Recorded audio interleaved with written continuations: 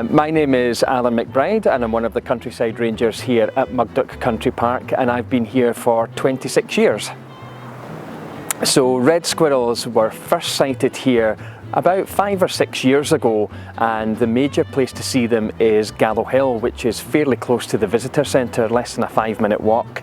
For anyone that hasn't been to Mugdock before and doesn't know where it is, then if you nip into the visitor centre just in the courtyard, then you'll get directed up onto Gallow Hill. And way over the back there are plenty of Scots pine, larch and a few sycamore as well, and they've been seen up and around there, either on the ground or up in the trees. And the best thing to do is just to keep as quiet as you can and just scan the trees. It's easy on a very still day, because if you see branches moving and there's no wind, then the chances are there's probably a squirrel up in there.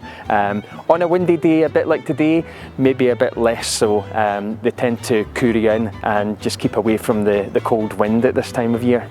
Well, red squirrels have returned to Mugdock because of an animal called the Pine Marten, and the Pine Marten has been responsible for coming into the area and eating all the grey squirrels that we had. Mugdock had quite a prolific population of grey squirrels. Just about everywhere that you went in the park you could see grey squirrels, but now there are next to none. You get an occasional sighting, but mainly what happens is when the Pine Martens come into the area, they'll eat them, because the grey squirrels are bigger, a bit more cumbersome than the red squirrel, so they're easier for the Pine Martens to catch and eat. And as a result, it's created a vacuum in which the red squirrels have come into the area and have managed to populate the Gallow Hill area to start with.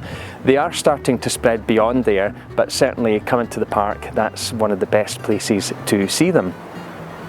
The other good thing about having the Pine Martens reduce the number of grey squirrels is that grey squirrels also carry squirrel pox, which for grey squirrels it's not a major problem.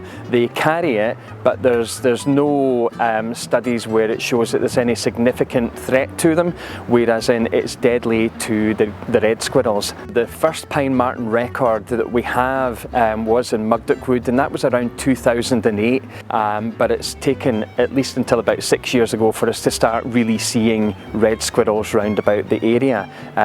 It used to be the case that when I first started here in the year 2000, that the closest place you could see red squirrels to Mugdock was Aberfoyle. So it's taken a bit of time for them to get down here, but they are advancing further.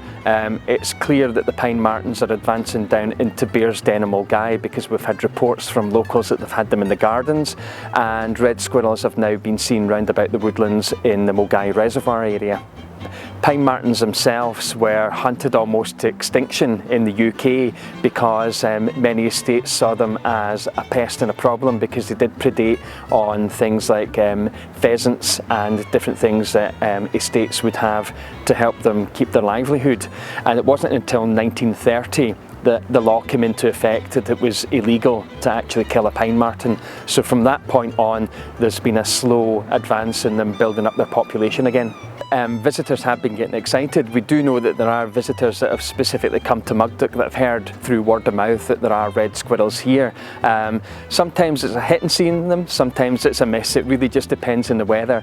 And what I would say is either early in the morning or later on in the afternoon into the evening is the best times to see them. They are quite shy and elusive, the red squirrels, so they do like to hide away if there's a lot of noise and activity round about.